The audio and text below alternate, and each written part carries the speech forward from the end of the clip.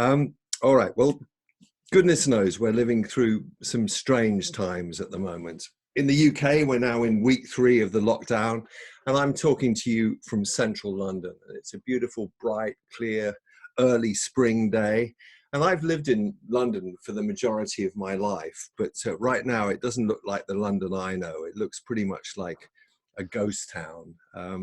Everything we take for granted seems to be shifting beneath our feet. COVID-19 is taking us to a new and most unwelcome territory. I think it's fair to say that nobody alive today has lived through an emergency which literally involves the whole world, which is why I'm delighted to say I'm joined today by Dr. Liz Royle to talk about the psychological stress of living with COVID-19. What we're going to talk about is how you can maintain your mental well-being during the lockdown. I mean, in extraordinary circumstances, our Prime Minister is now in intensive care just a mile away from where I'm speaking from at St. Thomas's Hospital, which shows what an awful kind of democratic disease this is. It can take anyone, and it's pretty frightening for people and makes people extremely fearful, which is why I'm delighted to welcome Liz today. Liz, can you hear me okay? I can hear you, Jim. Thank you. And thank you for having me today. Looking forward to a good conversation. That's fine. Really, I'm really looking forward to this, as indeed I'm sure is our whole audience. But before we get underway, Liz, I'm going to put a slide up here. Whoops, I was going to put a slide up here. I am putting a slide up here, which I hope you can all see, by the way. Put a slide up here about Liz. This is who I'm talking with, Dr. Liz Royle. Liz, people can read the slide up there, but just tell us a little bit about yourself, please. Okay, in a nutshell, so I have 23 years experience of working in crisis mental health and with psychological trauma. Tended to work across the whole range, so preparing organisations, response, a lot of hands-on work, a lot of work at the coalface, and quite a lot of clinical work with people with PTSD. So very much a specialist in that field, but we've got a passion for innovating as well. We've always looked at mental health services and looked at how can we improve them, how can we make them more accessible. And, strangely enough, all the work that we put in place for that is now, meaning that we can reach people who are working remotely or, having to change the methods of the support. So it's very interesting times. They are strange, interesting, and a little scary too. Now, I've prepared a few questions for Liz, but if the point I want to make here is that anybody listening, our audience out there, if you want to put a question to Liz, then please do so right away. Hopefully on the Zoom software, you can see a Q&A box there. I'm looking at one here. And if you want to pop a question in there, please do so and do it right away. As I say, we're not going to wait until the end for questions, and I'll put your question to Liz, and I'm sure she'll do her best to answer your questions. Well, I guess I better sort of get underway on this. So my first question for Liz is, you've written that emotional distress is a natural reaction to what is a very abnormal event, and goodness knows it is abnormal. How can you unpack that for us a bit? And what do you mean by that? And how does it manifest itself? Okay, this is a phrase that is commonly used in the world of psychological trauma. It basically means that when something happens that's unexpected, distressing or shocking, and when we feel we've got little or no control in changing it, then of course we're going to react. That would be quite a natural thing to do. I think you'd agree that the current crisis ticks all of those boxes and some. So the first thing to remember is that the emotional reaction can manifest in different ways. In the middle of the crisis, we're all having a very unique experience, and we've all got different backgrounds, resources, coping styles. I'll keep coming back to that, it's very important. But having said that, fear and anger are the emotional equivalents of the fight or flight reaction, the human response to threat. So we'll see varying degrees of those. Maybe a little anxiety or irritation, but right up to panic and rage. And as time goes on, the emotional reaction can include things like low mood, depression, tearfulness. Every crisis brings a loss of some sort. So these are natural reactions to that very abnormal event. And depending on how we personally interpret what's happening, we might also feel emotions such as guilt, helplessness, or just be numb. They're all very natural reactions. Yeah, okay. I suppose, and we're going to talk about, being stuck in the home and lockdown and working from home and so forth. But I suppose initially, some people may struggle with it straight away, but initially I think we've, certainly in our family, found a bit of fun. Everyone's around. The dog has certainly loved having everybody around. But I guess as time goes on, that doesn't apply and it becomes much more stressful. Would that be true to say? I think everybody goes through the process in a different way, Yeah. and Okay. it's very important to recognise the differences. Yeah. Okay, no, fine, absolutely. So you can see I've got another slide up here. We're obviously living through a health emergency. Would you characterize it as a mental health emergency, or is that too extreme? Well, mental health and physical health are very closely linked. So I suppose it would depend on how we define an emergency. I think there are two issues. Firstly, the need for supporting mental health is higher than ever, because people will be having these strong reactions and they will be having them at different times in different ways. So we need to look at ways of reaching a lot more people with crisis-informed psychological education so that they can help themselves and understand what's happening. The second issue is that mental health services are traditionally delivered face-to-face. Yeah. Mental health is not an area that lends itself very easily to change. It's a very slow-moving profession. And that's a particular challenge for people who have got crisis and trauma, because it's a specialist field as well. So crisis mental health. Can I ask you, Liz, are you Yeah. doing, you obviously have clients, and so are you talking to people like over Zoom or over Skype or something? Does that work? It works to a point. So what we're having to do, I work with some very high-risk people, people with PTSD. Sorry, that's post-traumatic stress disorder. Very good on acronyms in mental health. Yeah. PTSD. And we're having to change the way that we work. So we're having to step back from doing active trauma work into a lot more stabilising, containment, that kind of work. So we're sort of slowing things right down because it's just not safe to do some of the work at that level by Zoom. Well, a lot of crisis mental health work although it's very different to general stress and resilience, a lot of it starts with normalising symptoms and offering appropriate strategies to reduce them. So I think as we navigate through this crisis, we can learn a lot from the field of psychological trauma and recovery, the principles of that. Okay, good. Well, let's get to the kind of meat of this, if we will. Can you walk us through what it is about the current situation that makes people so fearful and vulnerable? And, obviously it's the threat of catching COVID-19 is one of them, but I think I'm right in saying it's more than that as well, isn't it? Yeah, there are a lot of complex factors, but a lot of it is the lack of control and a lack of predictability. And sorry to jump right in on you here, but I totally get that. One thing that I got right away is if we knew that this was going to go away in a set time, we could kind of deal with that. If we say, all right, this is going to be hell for 2 months, 6 months or whatever, but then it's over. But nobody knows. And I think that's very unsettling for people. But it's very unsettling because we all like to have control and predictability. And alongside that, there's the fear that our basic needs won't be met. So if you think about it in psychological terms, we all have an unspoken implicit belief system, and that's what keeps us psychologically safe. So it's things like, I've got some control of my life, I can predict the consequences of my actions, good things to happen to good people, all of those subconscious assumptions that we have to have in order to cope with life have suddenly been shattered. And going back to trauma work, we talk about shattered assumptions. That's what makes something so difficult. So realising that we don't have control, we don't have influence over what happens to us, all the things that we used to rely on, the routines we took for granted. Even things like, the ability to get your hair cut or your nails done, they're quite trivial in the great scheme of things.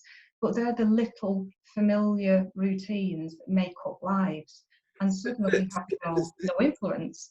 Liz, there's a question come in which is very pertinent and is exactly what you're talking about now. So I apologize for interrupting, but it just seems like the moment to do it. And the sort of question and comment is, very much this week I have zero energy. It says that it's their fourth week at home, and I'm suspicious that I don't feel like working. But I don't actually think that's it. But what else can it be?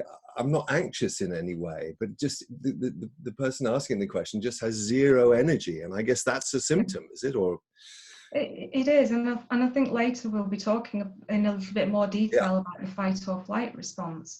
And when we can't fight and we can't run away, we sometimes get into a sort of a more of a passive state, that it's just sort of, what's the point? What's the point of doing anything? Because it's not going to influence anything. I can't control, I can't influence. It's almost that feeling helpless, but maybe not connecting with the emotional side of it, but it comes out in your body. And another possible cause can be the stress hormones. We live with such a high degree of stress generally, we quite often don't even notice it. We just accept it as background noise. But the fluctuating stress hormones can be exhausting. And learning all the new things that we're having to learn, you know, it's just emotional information. So people are feeling, because of the stress, people are feeling kind of physically exhausted. That is very, very common with acute levels of stress. You know, that real weariness. And can we suggest anything to help? Or can you suggest anything? I wouldn't like to suggest it. I think maybe we'll cover that later when we actually talk in a bit more detail about the physical response of it. Because yes, you can. There are lots of simple things that we can do to help ourselves. All right, great. But what I would say is, the first thing, and I'll keep repeating this right throughout, the first thing we have to do is accept that that's actually where we are, and that is a natural reaction. You know, we've had our control taken away, we've had our familiar structures taken away, we've got insecurity, unpredictability, unease. Of course, we're going to have some reaction to it. We'll vary dramatically in the reactions that we have, but that's because we're all unique. And so it's about, you know, not feeling that there's something wrong with you, but saying, actually, this is a signal that I actually need to do something to help myself. Okay. We got another question coming in. And you're probably going to say we'll talk about this later, but I can't help but engage our audience. Have you any tips to prevent loss of sleep due to worries about the current situation? Yes. Are you going to? Yes. And I'm sort of thinking, do we just throw all these questions away that we've pre-prepared, because it's just, you know, we are going to cover these. Let's engage the audience, but maybe let's encourage them to listen a little bit longer. All right, fine. I'm going to tell you when these questions come in, and we can take a view. Okay. I think we can talk. We can move on towards this fairly. If I can just add one little bit go ahead. About the you know, what is making this such an unusual. It's not just about the shattered assumptions. It's the losses and the potential loss of basic needs, financial, social, the need to belong, freedom, and being surrounded by stories of other people's losses, people that we know or we can empathise with. There's such a lot to take in over a short period of time, and some people will react with denial, you know, it's just a flu, rather than face reality, or it can all just feel a bit surreal, and both of those things are ways of coping with the current situation. So there's no right or wrong way of doing it. It's about accepting that that's a natural human response that's trying to protect us. Okay, all right. Well, let's dig a bit further into this. You've already mentioned fight or flight. Neither of these things are really available to us with the coronavirus. The coronavirus doesn't care.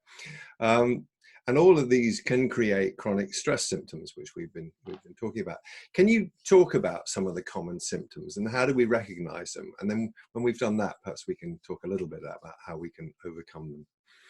Okay, yeah, I think that would be good. So what we have to think about is the chronic stress symptoms are the continued activation of this fight or flight response. So if I just give you a brief overview of the physical changes in the fight or flight response, because understanding it is it's quite empowering. So if the human body, the human mind is faced with threats, it will make changes in your body. And some of you will know this. It won't be new to you. But one of the things is that our body will change the way that we breathe. So it will breathe shallow, it will breathe quickly in order to take in oxygen to power our muscles up. Now that's a really helpful thing when you're faced with a tiger. But when it's chronic, what we might notice is that our breathing stays shallow and rapid. We might feel lightheaded or dizzy. And that's a sign that we're not breathing well. So if we understand that, then we can look at, okay, how can I change my breathing? It gives us a rationale for doing some of the breathing exercises, learning how to calm our breathing, because that will calm our nervous system as well. So another symptom can be that if we're fighting a tiger, we want our heart rate to be high, we want our muscles to be tensed up, we want to be ready to act.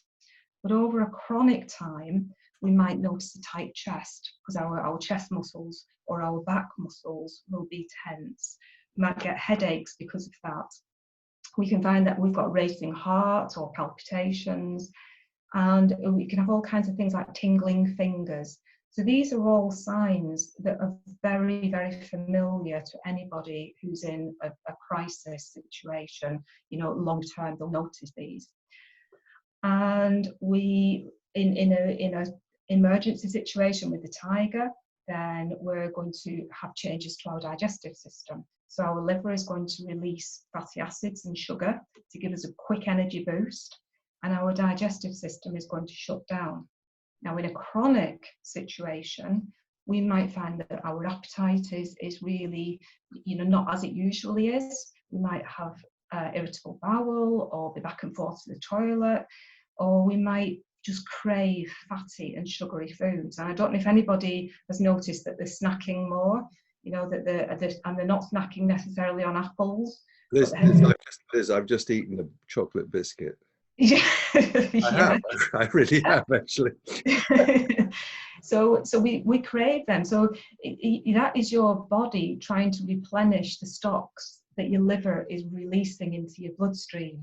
So it's not just a case of willpower, it's a case of actually, this is my body saying, it's a signal of distress. Even, sort of things like we might get skin rashes, eczema might flare up. These are all caused because the blood's being diverted away from our skin to help protect us in an emergency situation, but in a chronic situation, the changes in our skin, we get clammy, we get sweats, that can cause these kind of rashes and skin problems. So some of the really small things that we don't attribute to chronic stress are actually a symptom of this continued activation of the fight or flight, but it's at a chronic level. Now, the good news is, yes, we can do something. Going back to the person who's saying about sleep. If you're faced with a threatening situation, the last thing that your brain wants to do is sleep, because it doesn't make sense, does it?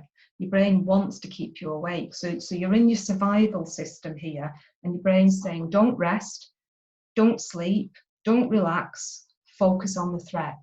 That is your survival thinking. And your survival thinking actually shuts down some of your higher level thinking, your problem solving, your focus, your concentration. So it's recognizing that we've got to retrain ourselves. Now, there are two really important things as part of this. One is to avoid triggering the fight and flight response by excessively watching the news, excessively talking about it and thinking about it. And I think we're going to talk about that later. But the other thing is that when you're in your fight or flight system, you're actually, you're activating a different part of your nervous system. So if you think, I'll put it very simply, if you think of your nervous system as split in two, and you've got your sympathetic nervous system, and that's responsible for fight or flight, responding to threats. And you've got your parasympathetic nervous system that's responsible for calming and soothing the body and the mind. So you need to be in your parasympathetic nervous system if you're going to sleep or relax or be able to think really clearly. But at the moment, we're way too far in the sympathetic. Now, what we can do is we can take active steps to rebalance. So anything that will activate the parasympathetic nervous system is going to feel really alien to us, because our brain is saying, no, no, no, think about the problem, think about the threat. That's hardwired to do that. So we've got to deliberately say, I'm going to do some calm, steady breathing, because as I deepen my breathing and as I slow my breathing down, I'm activating my parasympathetic nervous system. I'm tipping the balance in my favor. So we work with the system, with the body, rather than fighting it. So breathing exercises can calm it. We can burn off stress hormones with exercise. So that will not only burn off the exercise, it sort of kids your body into thinking that you've done some fighting or running. And in fact, those two exercises are things that we do recommend to people who've got PTSD. You know, if you've got a punch bag, that's fantastic, or a cushion. You know, do use your fight.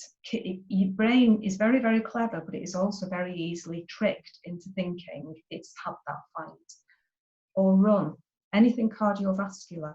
You might not be able to run outside, but you might be able to run up and down the stairs, or do some, some high intensity exercise.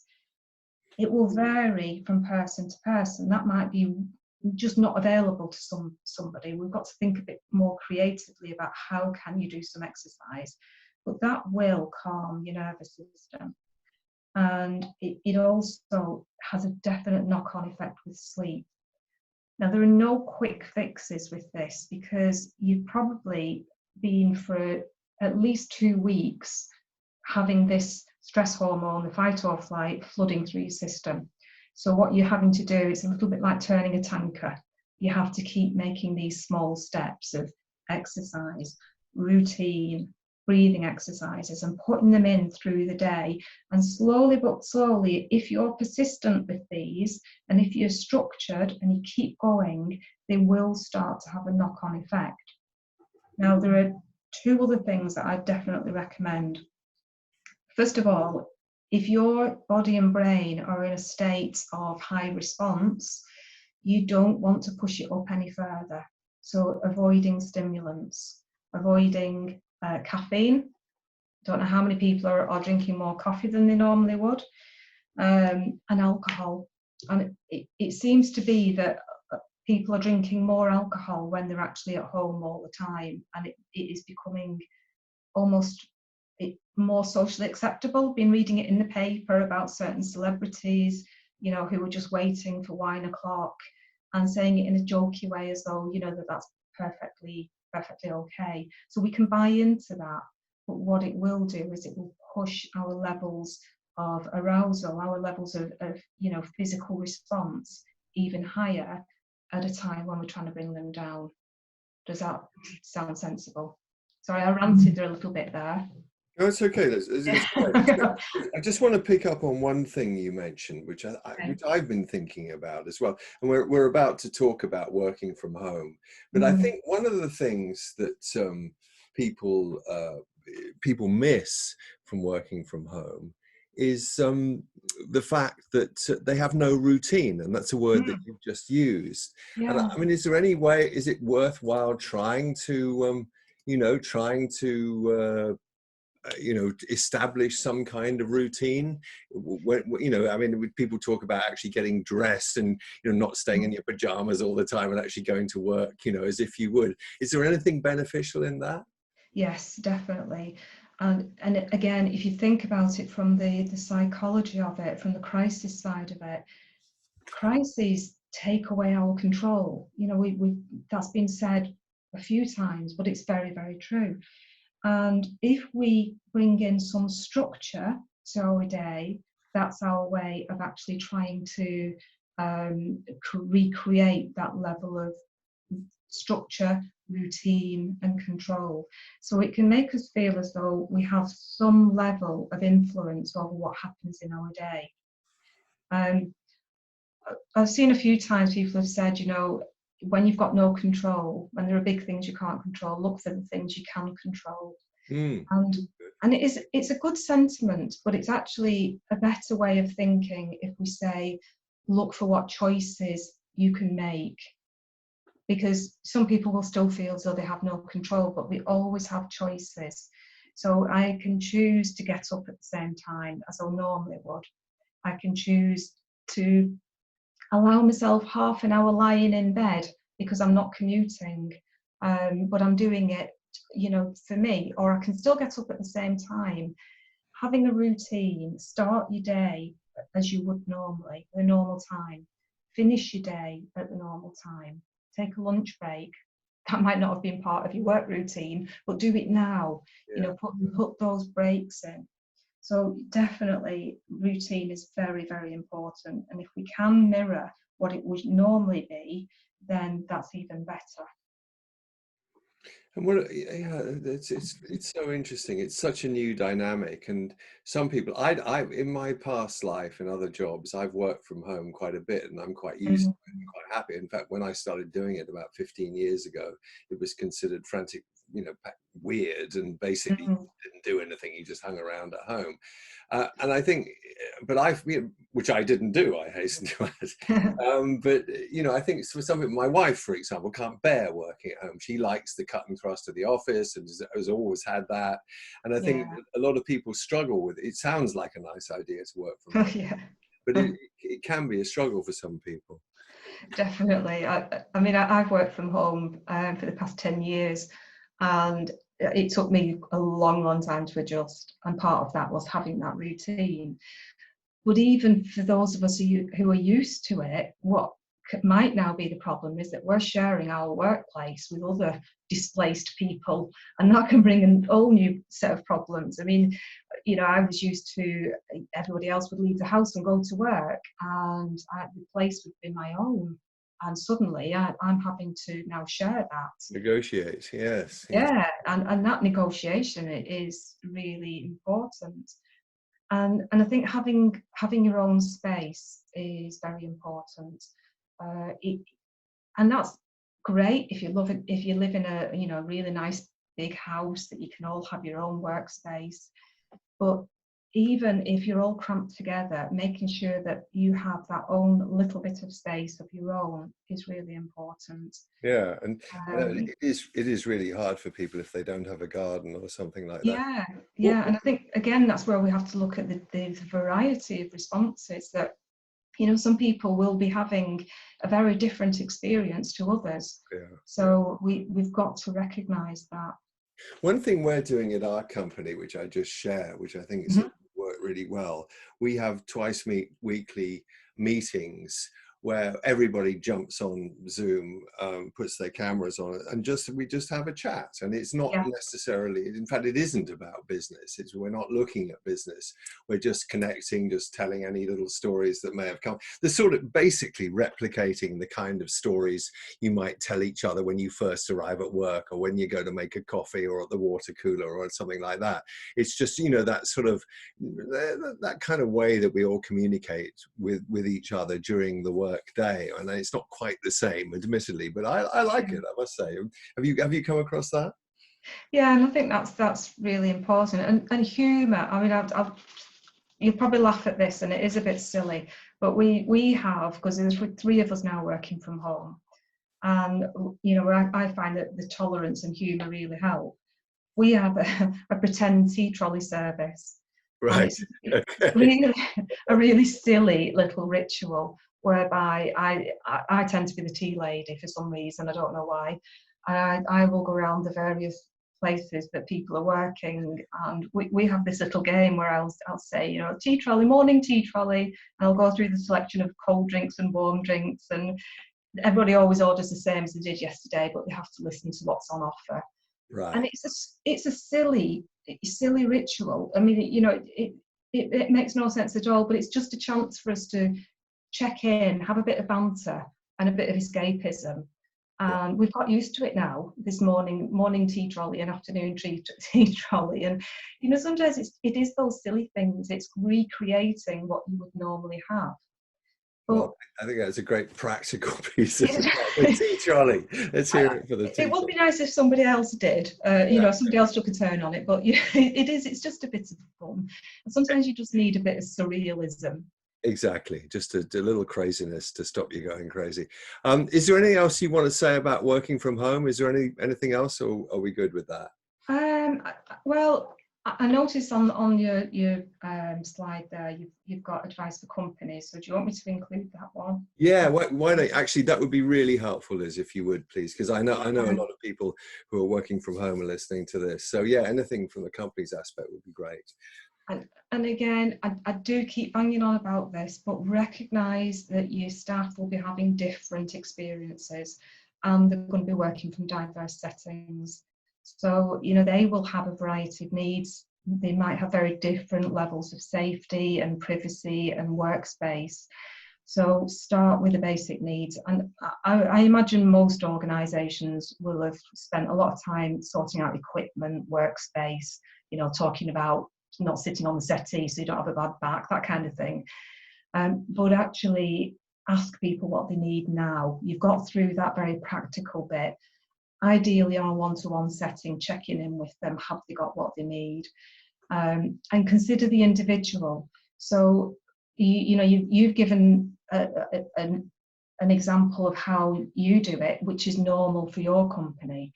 But if you're trying to bring in new things that people wouldn't do at work. I've seen things, you know, about people sharing a little bit more about themselves and, you know, the pets and stuff. And that's fantastic if that's your workplace culture. But if you've got somebody in your company who really values their privacy, that might be a bit intrusive for them. There might be peer pressure to behave in a particular way. There seems to be a lot of, you know, sort of bravado and, oh yes, you know, we're all with spirit and we're all in it together. And that can leave people feeling like they've been left behind if they're not at that stage yet. So always keeping in mind, you know, you don't want to fragment your groups. You Yeah, want it's such a good to, point, Liz. I yeah, hadn't thought of that, and that is such a good. Not everybody wants to do this stuff, and no, the more but tiring people that's may find it that, really yeah. something they might even dread doing, which I must say that hadn't occurred to me. Yeah, and it can lead to people concealing their emotions, which is actually what, you know, we don't want to do. But I mean, video call where possible, because 70% of the communication is non-verbal. But it's actually interesting because it's a different kind of stress when we video conference. There's no hiding place. It's harder to read people, as if you were in a proper meeting. You might have tech difficulties or distractions. And there's always the thing that, you know, when you first start doing it, it takes a while before you settle out of that. Stop just looking at yourself and critiquing how you're looking, you know, and concentrate on what you're doing. So it can actually be, it's a new thing for people. It can be stressful from that point of view. So just expect a loss of productivity at the beginning. You know, the brain space is going to be taken up with other concerns. So just accepting and normalizing that. It can be good, start the day with a check-in and end it with a review, because a lack of communication and collaboration is the top issue for remote workers. So that having them feel like they belong, but doing it in a way that mirrors your usual practices if you can. I think the social breaks, as you mentioned, if that's what they do normally, then they're fantastic, because you know, people can have a virtual lunch break or a virtual tea break. But this also leads to the question of skilling up your managers. So you need to be able to skill up your managers and your team leaders quickly and easily so they can recognise these kind of issues and be able to support the staff. And I think we've just all got to be quite innovative at this time. And one of the problems is that the creative brain, the problem-solving brain, is slightly hampered when we're under stress. So, you know, preparation has been crucial for this. So, does that help? Yeah, that's great. Yeah, that's excellent. I mean, we've talked about that. You can see the next question up there, or comment. More to do with families. Now, we've talked about this, and this is a very tricky issue to deal with. But of course, some families, if there's a loving family, it may even have a row at the end. But if you are in a very stressful situation, maybe suffered a recent bereavement or one of the other ones mentioned there, can you talk about that briefly, please? Yeah, it is. And again, I think some of the media messages are very sort of, you know, happy and smiley, and this is what you can do. They're very action focused. Yeah. And the danger is if we focus too much on, you know, actions and solutions before we've actually looked at where people are, they just don't buy into it because they're stuck in what they're feeling. Similar to the workspace, the first thing to do is find yourself a private space and agree that that's your retreat place.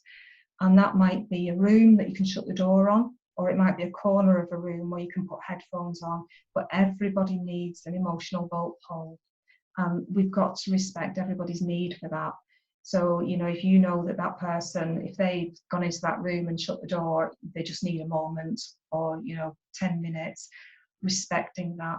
Being more tolerant. When we can't control the big things, we can't get obsessed with the small things, and suddenly it can be really important how somebody stacked the dishwasher, but actually it's not really that important. But if you recognise that it's just the need for control, so we're going to put that onto things, and I was getting irritable about little things and spotted that, you know, pretty quickly, and just having to step back and say, actually, is this really important? Does it really matter? And if it doesn't, just, you know, almost saying to myself, okay, this is just me trying to get some control. But if it does matter, then use that as a reason to sit down and, you know, have a conversation about some basic rules. Sharing tasks, creating a routine, they will all help. But I think one thing to point out about the sort of the wider family and the wider social network, again, the disparities. One thing that I've noticed is there's huge differences. You know, someone who's working, who's physically exhausted, who's really, you know, got high workloads, it can be so frustrating when you're hearing about other family members or friends sitting in the garden, catching up on the DIY, spring cleaning. So you've got a fracture there in your social network. Yes, people in the same house are doing very different things. Yes, yeah, definitely. Yeah, I get it. Or there may be financial worries, you know, for one household that they're really concerned, and another one, you know, thinking actually, yeah, we're fine, and you know, we're getting full pay, and we're just chatting about what we're spending, you know, the time doing. So recognizing all of the different coping styles, and there's no right or wrong way to do it. It's about saying they're doing it differently, they're coping in the way that they can, and tolerating that. But for people who are already having, you know, issues at home, and you know that all of the issues we've talked about are amplified. So if we're already stressed, anxious, or depressed, we might find that this becomes overwhelming. And I think it's so important to acknowledge that some people will be more vulnerable. The raised tensions at home lead to increases in alcohol abuse and domestic violence. And I think employers need to remember that their staff are not immune to this. And so it's always important that we put safety first and give people the opportunity to access support and feel secure. And, you know, maybe just checking having those individual check-ins with people, giving them the opportunity to raise any issues and looking at how we can support them. So hopefully managers or team leaders would have some idea of what's happening for people at home. Not always, but I think it's really important just to look at the context when you're checking in on people's well-being. Yeah, indeed, Liz, indeed. Just going to move you to another question. We've dealt with this a little bit before, but it's kind of extension of what you've been talking about. Just sort of practical ways of helping settle your thoughts or your emotions. And you've already mentioned sort of limiting your watching the news too much. What else can people do on a more practical level of reducing their stress? So, I mean, you mentioned the word mindful, and I don't know, some people may not be aware of what mindfulness is. Yeah, give us. I'm not sure I am. I'm used to it. I'm not sure I know what it means. Tell us about it. It all sounds a little bit pink and fluffy, I think, sometimes, mindfulness and meditation. But they're both really good techniques for calming our thinking. And what they'll do is they'll just temporarily switch off the worry about the future. And mindfulness and meditation are very, very simple strategies to learn. And really what all they're doing is they're helping our thoughts to slow down and then re-engaging our calm thinking. So you don't have to sit on a yoga mat and burn incense sticks. You can be mindful anywhere. It's about noticing. Mindfulness is very much about noticing your surroundings, looking at it in really, quite vivid details, what you're experiencing right now. Noticing, if you're sitting on a chair, where your body is supported by the chair, the sort of the temperature of the air. If you have a drink, what does that taste like? Really focusing all your senses on what you can hear, what you can see, and you'll notice that your mind wanders off into other things, and it's just about keep bringing it back. It's sort of like meditation, is it? Very much like meditation.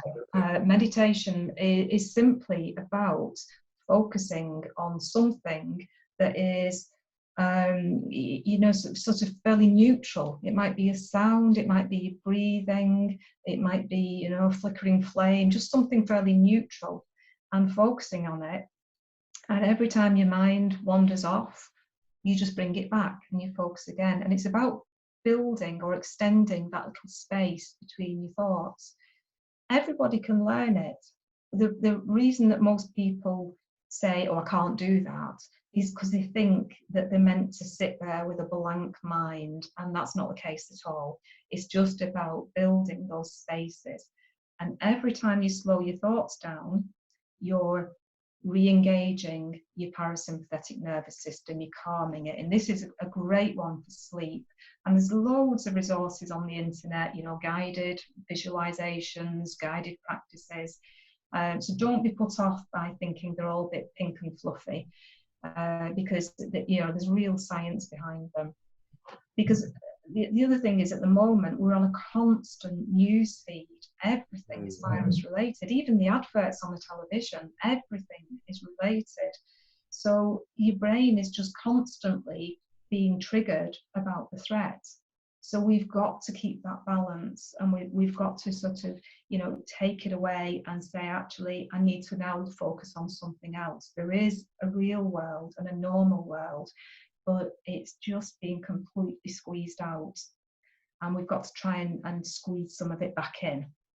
So limiting your news coverage, limiting your social media, maybe set a time. So say, actually, I do need to keep up with the news, but I'll only watch the evening report or the morning report, or I'll check in at one point on, whichever social media. So just keeping that, lowered. And also trying to set yourself a challenge of looking for some of the positive news stories. Sometimes that can be hard to do, but looking for the stories of recovery, stories of compassion, all of those things will actually help to retrain our mind into a more balanced perspective. So it's not about pretending nothing's happening and, being, in denial. It's about the balance. I just had a comment from one of our listeners. It's not really a question, it's really an observation. They're very obviously not happy. They've tried a routine, very unhappy that they're not going to be able to go to church over Easter, and really want to go back to work, but that's tricky. I mean, how can managers handle, I mean, this must be not uncommon, I feel, and how can they handle a situation like this? Yeah, it is. It's very common. Everybody's life has been disrupted, and all the normal ways that we have of nurturing ourselves, and it's things like our spiritual beliefs, and looking after ourselves physically, we're having to look at different ways of doing this. And there is anger about that. There's anger, and that's because we've had something taken away from us.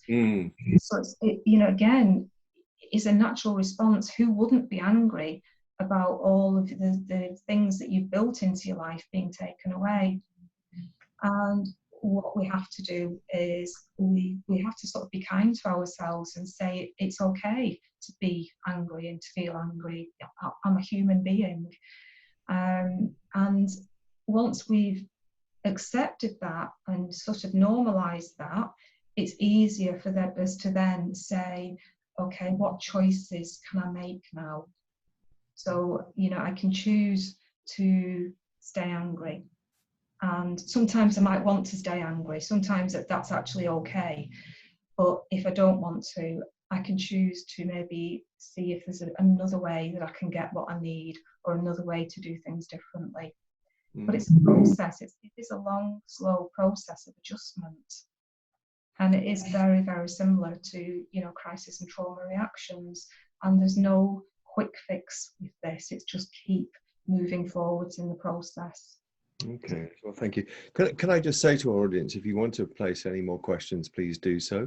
You can post them anonymously. You have that ability if you don't wish to give your name. So as we are sort of coming towards the end of the webinar, just please, if you do want to ask questions, now is the time to jump in. Liz, I'm going to move you on here a little bit. You've talked about an emotional crisis having a 3-phase pattern. What is that pattern? What does that mean? And how can that help us understand what we're going through? Okay, so again, going back to trauma work, one of the key things that we have to offer clients is hope. Now, as a trauma therapist, I understand the roadmap to recovery for them. And, as somebody comes through my door, I can see what stage they're in, and I can see where they will be going, what will happen next, and I can see ultimately that they will recover. And I have to be able to sort of give them that sense of, it is a phase that we work through. So I think it helps to know that actually this isn't going to last forever. And although we don't know what's going to happen with the wider world, we can have some understanding of what's happening for us and how, as human beings, our responses will change. So the first bit to do is to know whereabouts we are in the phases. So an emotional crisis tends to have a beginning, a middle, and an end. So the first phase is the fear phase. It's the time when we want things to carry on as they were. Right. So we might use denial and disbelief. We struggle to keep things going as we've always done them. Even though we can't do them, we focus very much on the I can't do this. We want things to stay the same, and we resist any changes to our coping strategy. Now, the fear phase is also the phase where people are very angry and very frightened, and they're constantly looking at the news. They're hoarding because they're frightened of having the basic skills taken away. As we move out of that, actually, can I just jump in? That's I hadn't, with all the stripping of the shelves in supermarkets, I hadn't thought of that being as a psychological response to a problem. But I guess it is, isn't it? It's fear-based. Yeah. It's based on I might not have And it was interesting that as soon as it was on the news that, you know, there was a potentially that this was happening, Yeah. it spurred more people on to do it. Right. So there's the contagion. Oh, it is a fear. It must be a fear. It must be a valid fear. So, you know, that then kicks off other people's fear.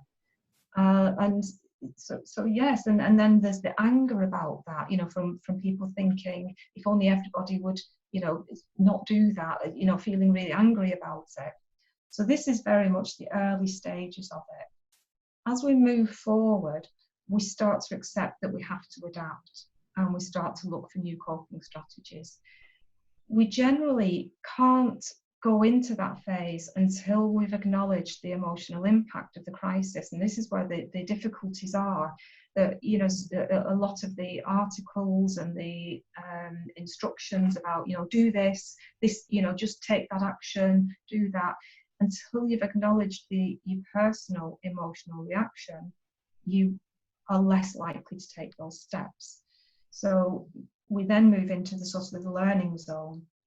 So we start minimizing things like the news coverage. We start stepping back from it. We start letting go of the things that we can't control, and being much more aware of ourselves, our emotions, and, you know, looking at, okay, what can I do differently? And it's still a difficult time. It's still a big period of adjustment. But we start to become a little bit more creative and a bit more motivated. So, you know, if you haven't got the motivation at the moment, if you're feeling exhausted and you're thinking, you know, I don't want to do these things, then that's simply a sign that actually you're in that first phase, and that's fine. Everybody moves through it at different times. There's, you know, it's not a sense of, oh, I'm so much better because I'm in the third phase now. You know, that's rubbish. Everybody's different, and we move through them in different times. And in the third phase, that's when we're starting to find a purpose. We're starting to look at, you know, how can we be more caring of ourselves? How can we be caring of each other? And this is where we're getting into the feeling that things will not be the same at the end of this. The world will be a different place. Is that a good way to think? I'm a little conflicted about that. Should we be thinking, gosh, well, things really aren't going to be the same again? Well, I think they aren't going to be the same again, because all of our assumptions have been shattered, you know. So we will have to rebuild our belief systems, and it will be different. But that is not necessarily a bad thing. It's the same with a trauma. You know, in a trauma, people will never be the same again, but that doesn't mean that they're damaged. It means that, you know, they can be stronger, they can be wiser, they can be more resilient, they can have changes in their values. And, you know, that is the thing that we need to hold on to. But you can't fake it. So you can't sort of say, oh yes, everything's going to be fine, and, you know, the world's going to be a better place, if you don't believe that. And you won't believe it until you're in that third phase, if that makes sense. Yeah, it does. It absolutely. So we can't pull people through it. It's more a case of recognizing where you are and doing the things at the point of that phase that will help us through. Okay, I got a question for you, and it's this: is it normal for people experiencing mental health conditions such as anxiety or depression to be feeling heightened symptoms at this time? Well, it's quite an unusual situation, actually, because yes, it would be very usual for that to happen. But what we're noticing is actually some people aren't. Some people are actually finding it easier because they're feeling less isolated and less stigmatized, because they're so used to, and I'm thinking of people, you know, who are at high levels of anxiety and depression. They're so used to being out of step with the world and feeling like there's something wrong with them, that suddenly, you know, they're used to dealing with this level of uncertainty in other areas of their life. So again, it's about, we can't make blanket assumptions because we're all individuals. So yes, some people will find it even more difficult. Some people will find it actually a little bit of a relief. That's the complexity of human beings. That's what makes my job absolutely fascinating. And, you know, being part of that recovery with them is always a massive privilege. So, yeah. Right, that's an interesting response. Well, we're getting towards the end now. And I guess I sort of have to ask you, you know, obviously you've been giving us great advice and so forth, but if you do have some severe psychological symptoms as a result of what we're all going through, where can people go? How can people get help? Yeah, and you know, I've been sort of skipping over the surface quite a bit because there's a limit as to what Yeah, I can sure. say. But you know, what I would say is don't ever be concerned about seeking support. There are lots of different things, you know, different levels of support that people need. Quite often, with crisis and trauma reactions, the earlier people seek support, the faster they tend to recover. So speak to your employer, look at what support they offer. They'll quite often be employee assistance programs, or speak to a health professional. You know, speak to your doctor. There are some good voluntary bodies as well for mental health. But get information. Information is incredibly empowering. And what we tend to find is that the psychoeducation that is available for people, you know, through various forms. That's one of the programs that we do. I'm not trying to plug it, but what we do is we look at really getting to grips with all the different reactions and normalizing them. That takes the fear out of them, because people quite often feel that they're going mad. And then looking at what can you do for those particular symptoms. So look for advice, look for support, and you know, accept that we are all going to react to this in different ways, and you don't leave it too late. The sooner you ask for some support, the sooner you can start turning things around, getting back on track, and getting some control back over how you're feeling. All right, Liz. Well, thank you very much. This is going to be the most extraordinary case study for you. I can see another Dr. Liz Royle book coming out of this. I don't know if the book has already started yet, but I haven't had a minute to start. It's a very, very busy time for us. but it is going to be Yes. massively interesting. I know to reduce it Yeah, to a case study is ridiculous when it's everybody's lives, but it is the most extraordinary event for people like you, I it guess. is. Yeah. Is there anything? I think we're going to draw this fascinating discussion to a close. Is there anything you want to add, or have we covered what we need to cover in this hour? I think so. I mean, we have done a sort of a longer information sheet that has. If people want that, how can we get that to them? Well, How can we help with that? I could send.